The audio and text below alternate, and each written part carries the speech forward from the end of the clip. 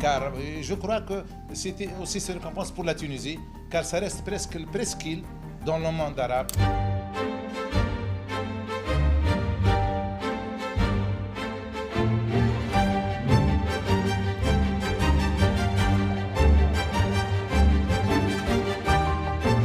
أعلن اليوم في هذه اللحظة التاريخية عن حل المجلس النيابي حفاظاً على الدولة وحفاظاً على مؤسساتها وحفاظاً على الشعب التونسي.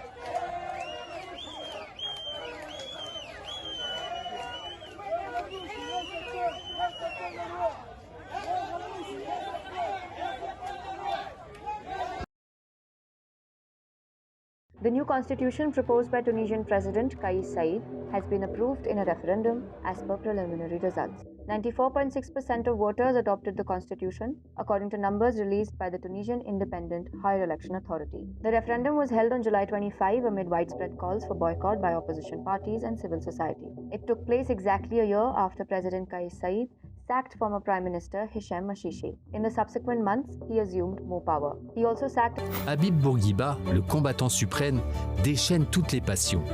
Père de l'indépendance, libérateur de la femme, mais aussi autocrate. Grande journée pour la Tunisie. Au Quai d'Orsay, M. Christian Pinault et M. Tahar Ben Ammar, chef du gouvernement tunisien, ont signé l'acte qui proclame l'indépendance de la Tunisie et abroge la convention du Bardo. De nouveaux entretiens définiront l'interdépendance franco-tunisienne. Précédé par la grande nouvelle, Habib Bourguiba a reçu à sa descente d'avion à l'aéroport de Tunis un accueil empreint d'un enthousiasme extraordinaire.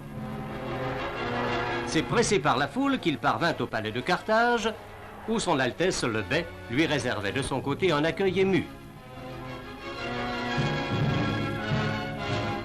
C'était le signal de réjouissance populaire au milieu des rues pavoisées.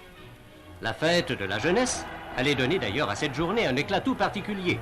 On vit défiler 30 000 jeunes gens, peut-être, qui acclamaient en rang serré la nouvelle Tunisie.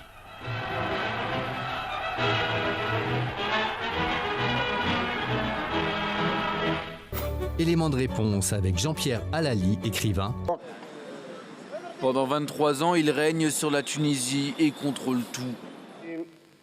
C'est précisément le 7 novembre 1987 qu'il prend le pouvoir après ce qu'on a appelé un coup d'état médical contre le père de l'indépendance du pays, Habib Bourguiba, jugé trop vieux pour que les familles prennent des parts dans un grand nombre de sociétés du pays.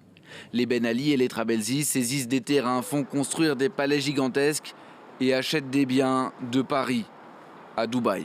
Il est nommé à la tête de la Sûreté nationale, puis entre en politique et occupe successivement le poste de ministre de l'Intérieur et celui de Premier ministre.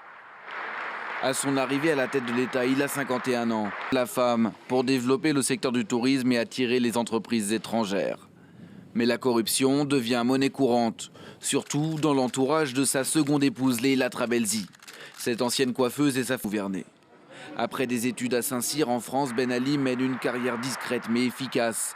Il est accueilli avec beaucoup de méfiance par le peuple, mais très vite, il promet des réformes et s'engage à démocratiser le pays. Nous prenons des mesures quotidiennes en faveur des citoyens.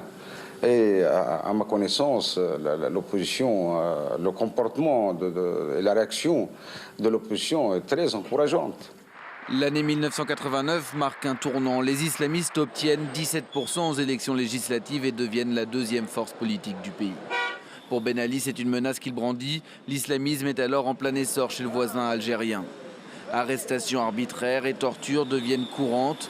La répression est très dure, mais elle est cautionnée par certains en Tunisie et même aussi à l'étranger. Avec une opposition muselée, il est réélu à 4 reprises avec plus de 94% des voix. Et quand on lui reproche de ne pas respecter les droits de l'homme, voici ce qu'il répond. Qu'est-ce qu'on nous reproche pour les droits de l'homme? Qu'est-ce qu'on nous reproche? Allez-y, posez des questions. Ses partisans, eux, affirment qu'il aura fait beaucoup pour les droits de l'homme. C'était la dernière apparition publique de l'ex-président Ben Ali, la veille de sa fuite en Arabie Saoudite, lors d'un discours à la nation. A large number of judges after accusing them of inefficiency and harboring terrorists. The draft constitution proposed on June 30 by Saeed faced immense criticism from all sections of the country. Critics said it was a power grab by Saeed. Tunisia's opposition attributed the low voter turnout to illegitimacy of the referendum. Saeed has claimed that low turnout will not affect the prospects of the referendum. The new constitution will replace the existing one that was framed following the Tunisian Revolution of 2011. It will give the president more powers over legislation and the judiciary. Parties such as Islamist Ennahda, Democratic Progressive Party, Free Desturian Party, and the Workers' Party of Tunisia have been leading various campaigns asking the people to boycott the referendum. They argue that the process through which the new constitution was drafted is not democratic but illegitimate. The proceedings of the committee which drafted the constitution have also been questioned on the grounds that its appointment was arbitrary. The committee was not allowed to consult any political party while drafting the constitution. Despite being invited, Tunisia's largest union, the Tunisian General Labour Union, boycotted the committee's consultation, asserting that the dialogue was arbitrary and unilateral.